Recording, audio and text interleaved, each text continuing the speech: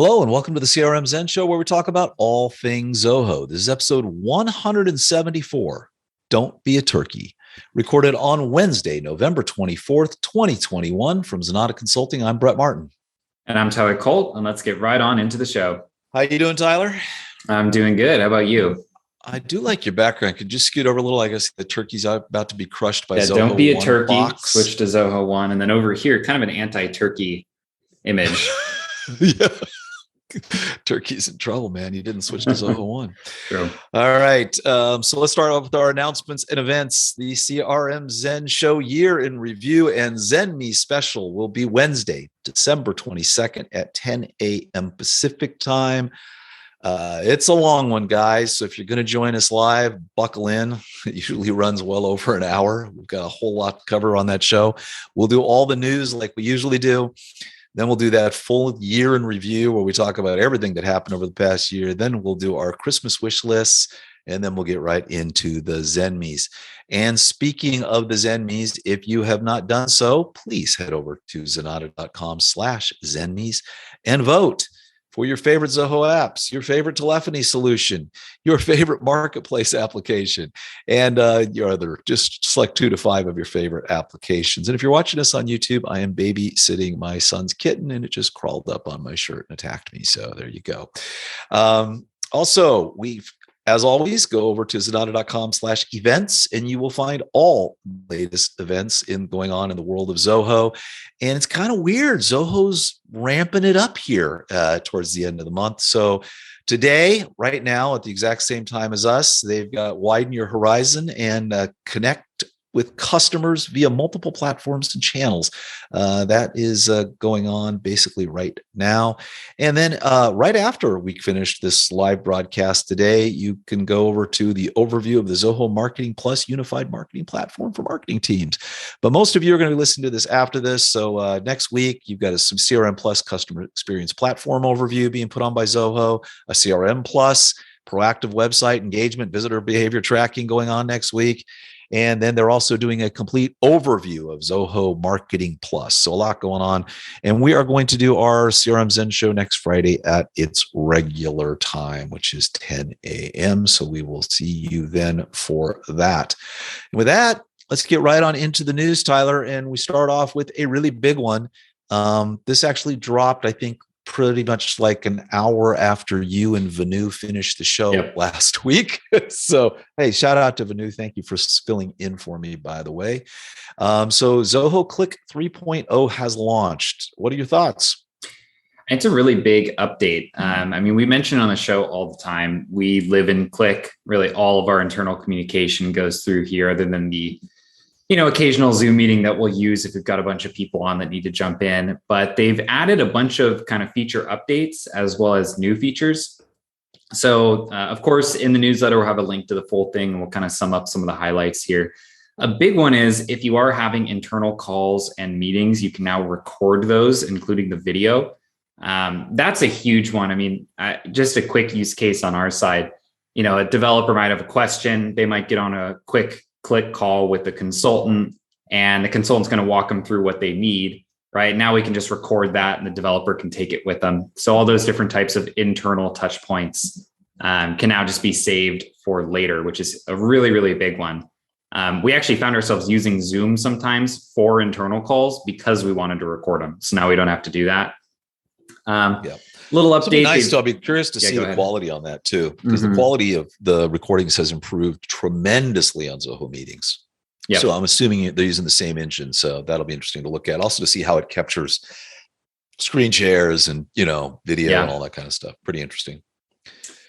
They've also added a larger audio conferences. Looks like they bumped the limit up to about 1,000 participants. You can stream it on up to 10,000. What is this stage view? I've not seen that or used that in Cliq before. So if they're saying if you're in stage view, you can stream your meeting to 10,000 viewers in the stage view. Not sure what the stage view is. I don't know. We're going to have to dig into that. That's kind of interesting. And also they've got a whole new grid view in meetings. This looks pretty cool. Yep. Added co-hosts as well for those meetings. So if someone had to drop, the meeting doesn't have to end in Zoho Cliq.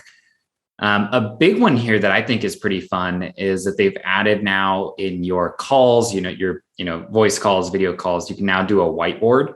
It's like just a quick way to throw out and mock up some ideas, which can then be downloaded and saved for later. Again, I could think about use cases for that right off the top of my head, right? Walking someone or walking the developer through a certain process. I'm going to just build a quick little flow chart, right? This record is created, goes here, triggers this function, and they can just take it with them at the tail end of the meeting. So really nice updates there to like the core product. The other side, they have also now added video filters and background effects just cause for those internal calls. Definitely a why not kind of thing. And then a bunch of different third-party integrations for other Zoho apps here.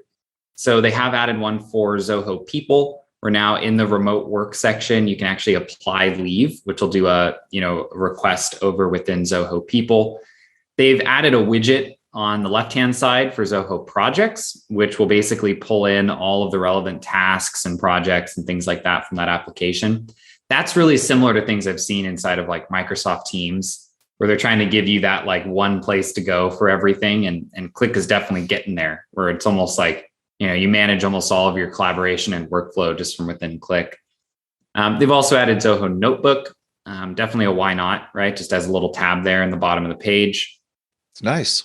And they've pulled in Zoho Calendar as well.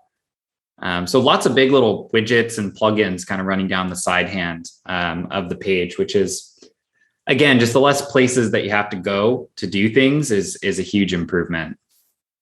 Yeah, I bet you they add tasks too. So it kind of just keeps you all in one pane.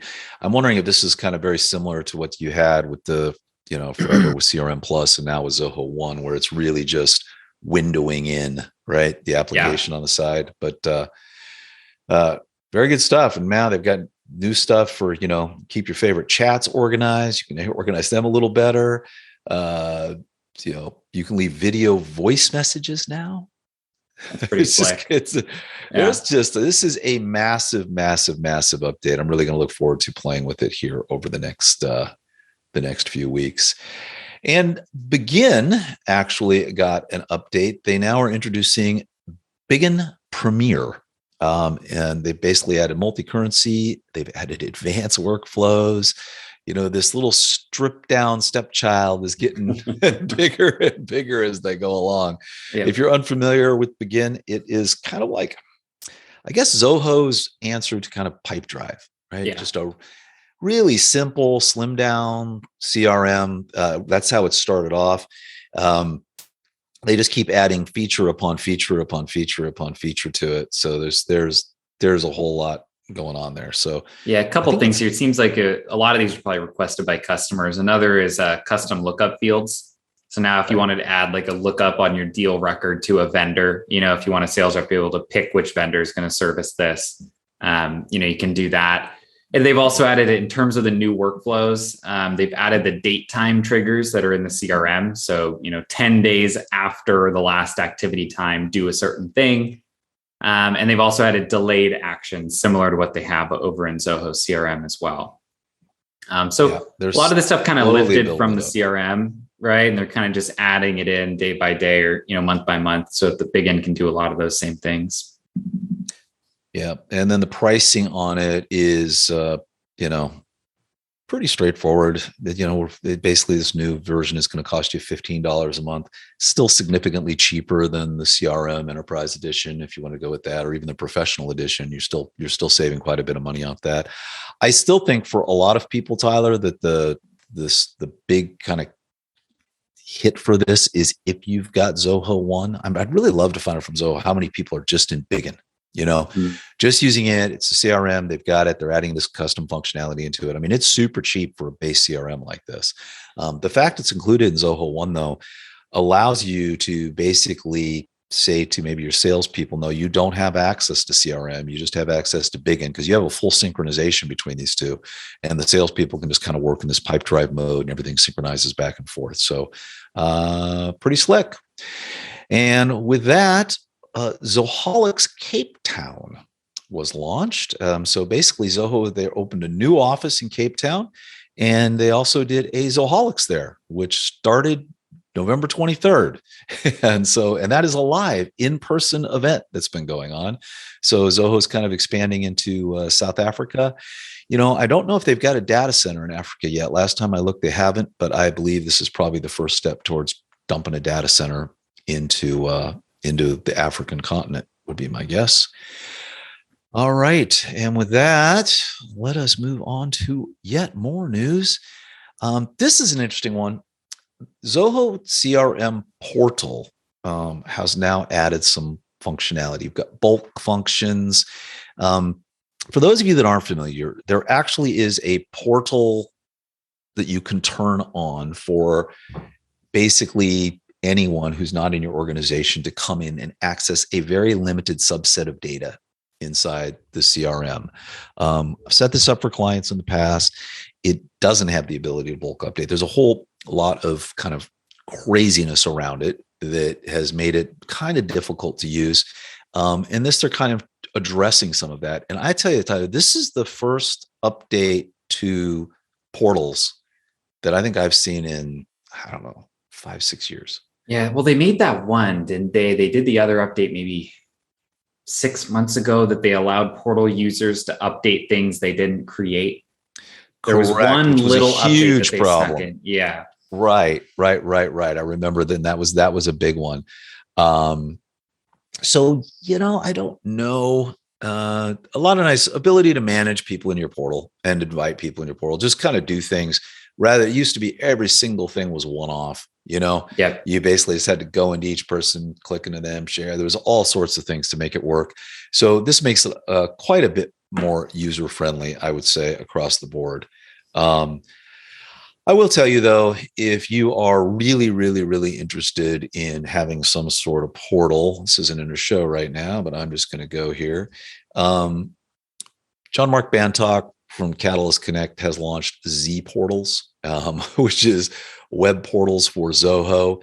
And there's just nothing close to this, Tyler. Yep. There's nothing close. It's beautiful. It's a WordPress plugin. It pulls pretty much not just CRM in, but you can pull everything in that you're working on with your clients. The interface on it is just super, super, super nice. Everything can be customized. So if you're really thinking about doing a portal, head over to Z Portals. The pricing on it is, for most people, this $49 a month or $99 a month is going to get it done. You can open it wide open to all your client bases, let them see their open invoices, maybe any documents you're working on. They can even update their own organization. So, they add a new employee, they can go ahead and put them in, or they can change their address, phone. It's just a great, great service. And so I would highly recommend, if you really want to do a portal, go over to zportals.com and check that out. As a matter of fact, I think we're going to slip in a webinar on Z Portals here in, it's either mid-December or January or something like that, because it's really taken off, and that product's just fantastic. So, but I am glad to see that Zoho is updating the portals in CRM. Yeah, absolutely. Take that to the next level. Yep. All right. And then this is kind of nice. So Zoho CRM Sandbox now has common deployment logs. This has always been an issue, hasn't it? Yeah. So, it's their Sandbox has come a long way, and they put out a different update not too long ago that improved a lot about it as well, being able to run multiple sandboxes and have specific permissions per each sandbox of what can be edited, right? So you could have a sandbox that they're not allowed to edit workflows. They can just edit the layout of a module and move the fields around and things like that. But then the challenge with that becomes, if I have 2, 3, 4 different sandboxes and I'm deploying individual things from each of those, to get one deployment log, or to understand what all has been deployed, I have to check in each of my individual sandboxes, right? And I will say 9 times out of 10, you only need one, right? A lot of the times we're doing everything in the sandbox, so we just create our full own version and then work from there. But sometimes for a client, we will build out multiple. And so this is basically a way to see across all my different sandboxes what all has been deployed, right? Regardless of which one it's from. So if you are doing a lot of different projects at once that are all in their own sandbox, it's actually a huge improvement to be able to see exactly what's been pushed to the live system. Very nice. All righty. And moving right along, SalesIQ answer bot visitor responses pulling from the SalesIQ knowledge base. So you can now set up a bot and basically it can pull from articles and drop them in. There's still no connection between Zoho Desk knowledge base and SalesIQ knowledge base, correct? I think there is. I think you can sync them. You can? I think you can. And the important thing to note here is that SalesIQ has two different bots you can run. You can run a Zobot or an answer bot, and they're not the same thing. So a Zobot would be like a highly controlled if-then statement, right? That's prompting them and suggesting a couple options, and it goes down these various pathways. An answer bot is a lot more freeform, where it's doing natural language processing based on what they ask to query these articles and try to serve up the right articles. So more of like a support function than a sales function with a lot of the Zobots. Really, really nice because they don't require a lot of coding, right? You just build out a well put together knowledge base and turn the bot on. Whereas something like a Zobot, if you're trying to do this similar thing of like serving up support resources with a Zobot, you'd have to do an absolute boatload of automation and coding on the back end for it to be able to recognize terms and serve these things up. Whereas this one kind of just comes as an out of the box tool that you can turn on and have it start referencing these knowledge base articles. So prior to this for AnswerBot, you had to just kind of hard code what your answers were based upon certain things. Yeah. And it's kind of a pipe dream, because there's so many different ways that someone could ask a question. You're looking for like, if their last message contains this, then maybe serve up this article, versus this bot's able to take a little bit more context and do it automatically for you. Definitely one of those tools is probably going to get better over time. Any machine learning tool is going to need a big data set, but a really nice one to have in SalesIQ. Nice. All righty. And moving on with the news. Yes, it's funny. You guys did this show last Friday. We're doing it 4 days later, and there's more news this week than there is sometimes on a full week by far. Zoho's got a lot they're cramming in. A couple Zoho Workily updates here. You now can have temp-based rates. So if you're unfamiliar with Zoho Workily, this is their application for basically temp jobs, people that are paid by the hour. They can come in, they can bid on jobs, they can take those jobs. Well, you now have the ability basically to have different rates for different temps. So if you've got so maybe not all of the temps are basically at the same rate. You now have the ability to assign a different pay per hour consideration based upon the job, based upon individual temps. So you can have a split rate. You can have two people working on the same job at different rates. Yeah, I'd imagine this is one that's probably been highly requested. Pretty common one, right? So. You might have someone who's, an expert at something versus someone who's not quite as much of an expert, and you want to build them out at, separate rates for your customer. So definitely a nice one to have. Yep. And then the shift one is big. So also in Zoho Workily, you can now save shifts as drafts. This actually was kind of a problem. You create a shift, you had to publish it. So you can now think about it, work on your draft, come back to it later. So it's kind of a nice little. Put that one in the need to have category. Definitely in the need to have. And this is kind of cool. So Zoho Projects has now added a time log reminder. So instead of having to go out and individually remind everybody to, hey, would you please update your time logs? You can just set this up and, depending on the project, use an example here. You've got 150 people on a project and, want to remind each one of them to update their daily time log would be a pain. Well, you can set this up and now it will automatically bug them for you. Yeah, nice little things here is you basically set it up based on, 15 minutes before the end of your standard business hours or business week. And then you can exclude certain people from getting the reminder. So if you don't want the CEO who's the portal admin or, a manager who's not logging any time to get this reminder, you can just exclude them. Yep.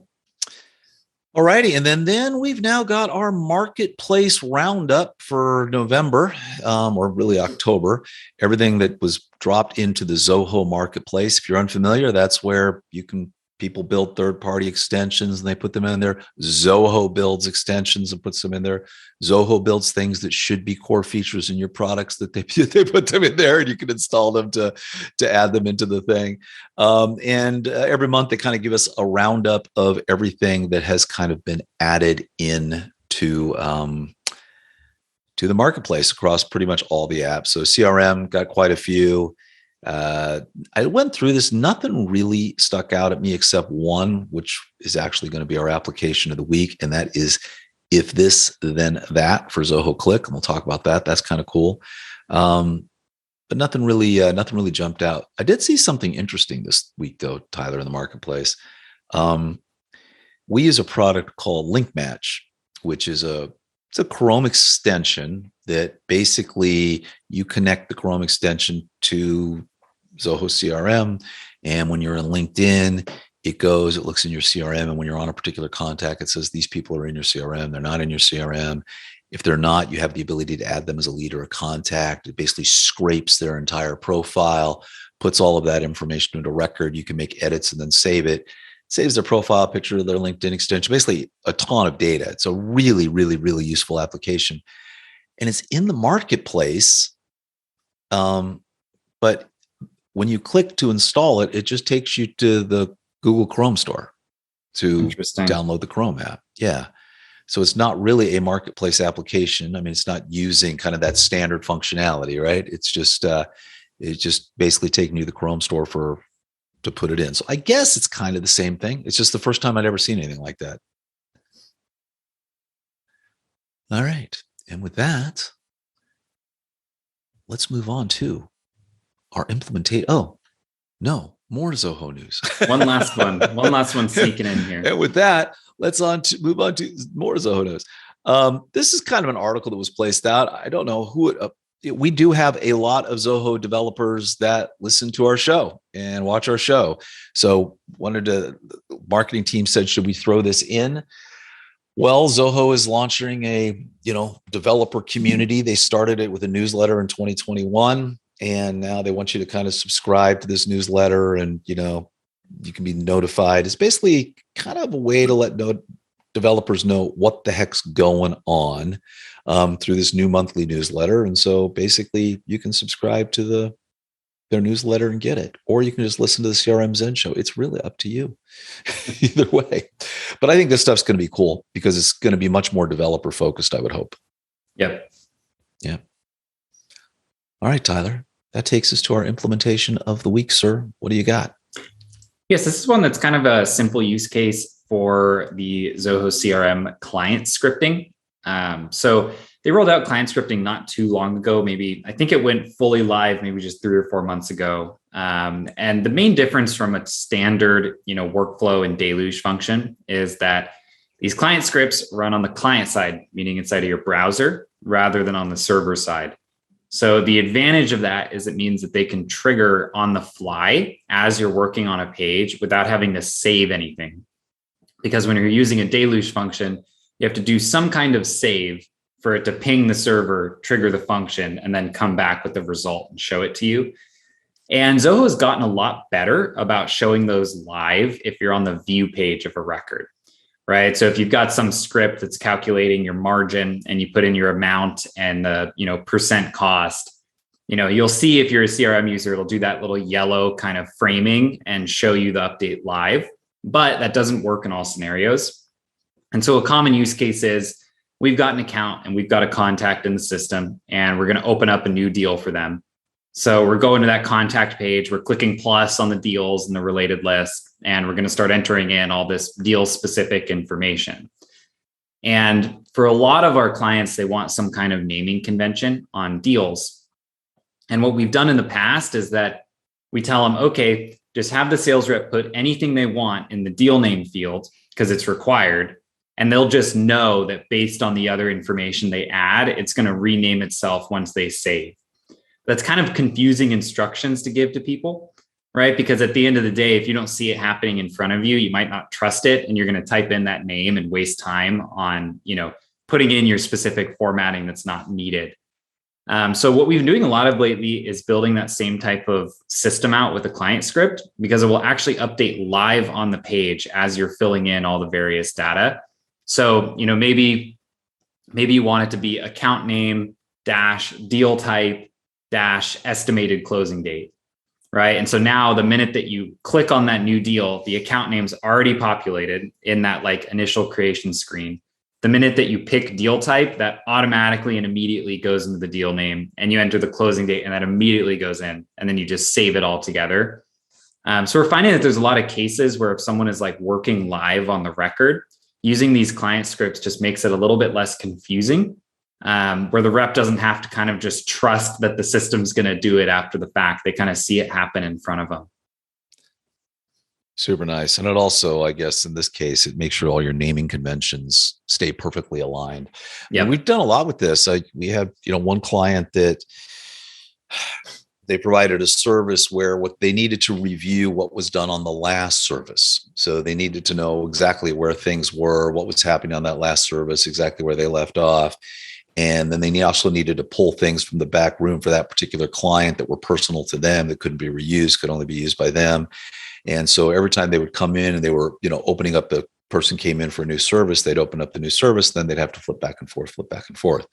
And we just opened up the new service now and just pulled all that information into the screen. So they had their new service screen. They had everything they needed there for them.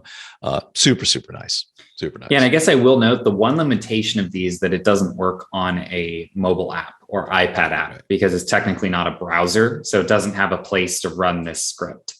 So we have had some cases that we've built it as a client script and then also as a deluge script. So that worst case scenario, even if you're on an iPad, it's still going to name itself. You might just not see it, whereas you would see it if you're using a browser. So just one little consideration with these, if someone thinking about doing a similar project, is just know that it's not going to run on that iPad or mobile app. Right. But it does if you are on an iPad and you load Chrome, let's say, and you run Zoho CRM in Chrome on the iPad, it will work, which is pretty interesting. So the mobile version carries all that stuff forward from the client side. So, but that's not really what people are after, when they're doing that. The problem is you lose a lot of things. A lot of reasons people want to use the mobile application is, if you go to attachments and you're on the mobile app, it actually allows you to take a photograph. Mm-hmm. If you're on attachments and you're just in a browser, it doesn't think you'd have any ability to take a photograph. That's not an option it gives you. There's a few things around that you can do. So, all right. And that takes us to this week's read. What matters most to today's B2B buyers? This is by Hassan Mansoor. And I like this. This is over at Customer Think. I think the most interesting part of this to me is they basically have this massive infographic here, which was published by the Harvard Business Review by Bain and Company, that breaks down all of the perceived values you can have when selling to a client, from purpose to career to personal, productivity, access, relationship. If you're watching us on YouTube, it's a super nice infographic. It's the article also, I love this. It's basically no matter what you've read, there is no defined, depending on your business, there are so many different defining factors, right? Mm-hmm. That influence that overall value chain. And I hadn't seen anything that kind of listed them out and kind of broke them down this way. So I thought it was pretty interesting. Yeah, definitely a nice one. I mean, there's a lot of key ones here, how accessible are you? Right. And are you going to save them time? Are you going to save them effort? Do you make it fun? Right. There's kind of a whole different variety of these different ways that you can increase your value. So nice infographic and a good write-up. Yeah. Good article. Shout out to Hassan there over at Customer Think. So if you get a chance, check them out. Also a great site. I love Customer Think. They've got, constantly, mostly they're around customer experience. That's really what they're focused on. How you can hone down your customer experience, how you can improve your customer experience. A lot of stuff if you're running a help desk.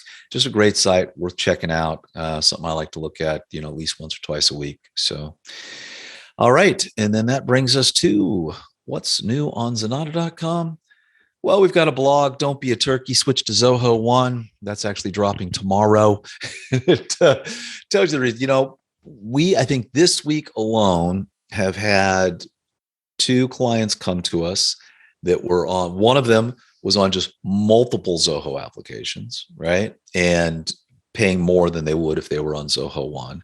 And then you get some, I don't think it was this, but oftentimes you get people that are on CRM Plus and you're talking to them about it. And, well, what percentage of your company's on CRM Plus? All of us, and it doesn't even have to be all of them. I mean, you really get to the point where at around, I guess, if they've got 60% of people, yeah. If 60% of their people are on CRM Plus, it's cheaper or the same price for them just to go ahead and switch over to Zoho One. And the integration's there and everything's there. So this is kind of a reminder. There are still a lot of legacy customers or people who just really can't navigate, all of the different bundles. And if you are listening to this and you want to know, gosh, what should I do? If you go over to Zenatta.com, we haven't talked about this in a while, but if you head over to Zenatta.com, at the very top, we've got our resources and we've got the Zoho bundles, and we just break them all down. What you get, what the prices are. So you can just click on any bundle you're interested in knowing about. It'll kind of take you down to it. You can see all the applications, what the pricing, what you get, what's in Zoho One, all that kind of information. And have a new one here soon with Marketing Plus. I know they're going to be releasing that shortly. So we'll have to have a whole new section in our bundles page. I heard that was, what's going to be in that? I'm not sure off the top of my head. Maybe we should go to one of those webinars they have on our events page. We can find out. Hey, if we had time, that wouldn't be a bad idea. All right. And then that brings us to our pick of the week. Tyler, I know you're a big fan of IFT, and we've used it for a whole lot of things. Well, now you have IFT for Cliq, which has come out. So why don't you explain what If This Then That is? Yeah, so if this then that is like a platform used to like automate statements. So like if I get a message in this channel, then go do this other thing. It differs from tools like Zapier, mainly in the sense that IFT is more for like consumer usage versus something like Zapier is more for like business apps and integration. But it's that same kind of idea. It's all built on the same tech. So, it looks like this plugin here is basically just a whole bunch of kind of pre-baked statements that they have that you can just drop into Cliq and, turn them on and get going. Yeah, it's nice. We live in Cliq. We've got so much stuff that comes into Cliq on a daily basis.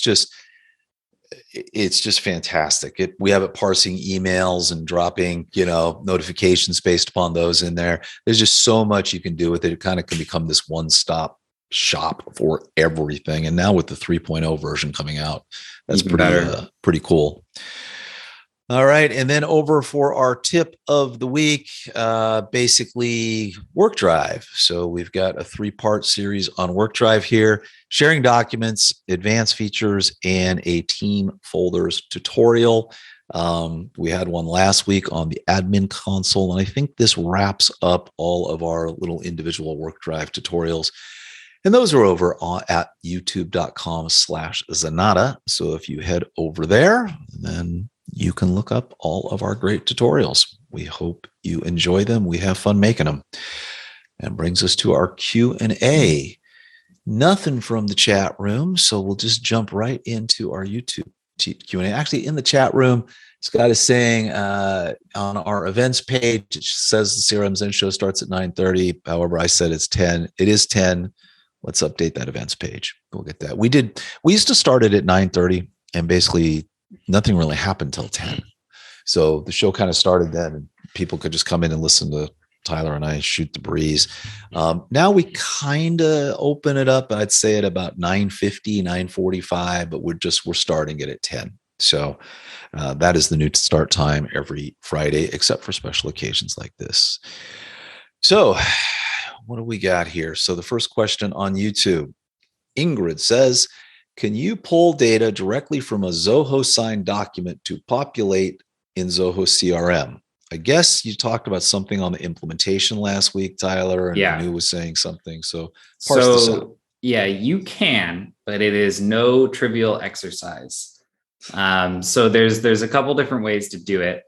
Oftentimes what we do is that if we have a Zoho sign document that's getting automatically sent from the CRM, we'll create a custom module entry that basically stores, the request ID, what template was used, all that various piece of information related to the record. So like, you click the magic button in the deal, that sends out the Zoho sign, and it writes a stamp that this specific Zoho sign document is connected to this deal. Part two is that inside of Zoho Flow, you can set up a trigger that's listening for Zoho sign documents being completed. Once the Zoho sign document's been completed, you can use that request ID in a custom function to go back to back to Zoho sign, get the full export of the text data from the document, read through it, and then update records within the CRM. The reason I specifically highlight that it's not a trivial exercise is that the way that the data comes out of Zoho sign is not easy to parse. So if you're like an intermediate with Deluge and you're used to seeing the kind of get info on a deal and it's really pretty and it's easy to read through, that is not the case with the Zoho sign data. It's a lot more complicated to get through it, but it is possible. So it's something that can be done, but best case scenario is you're capturing everything in the CRM and using it to pre-fill. But there are those cases where a customer might change their address because maybe they moved from when you first started talking with them to now.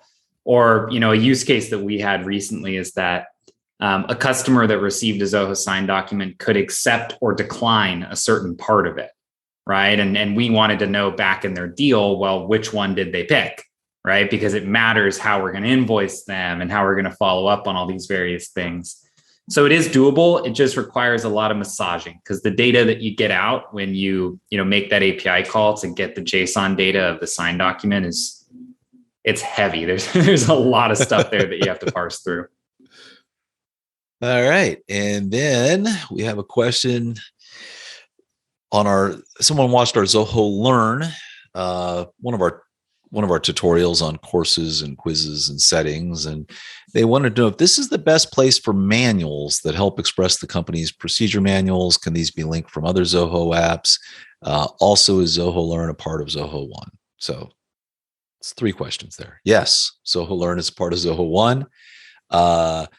No, the manuals can't automatically be linked from other Zoho apps, but you could probably do something to make that happen using a script.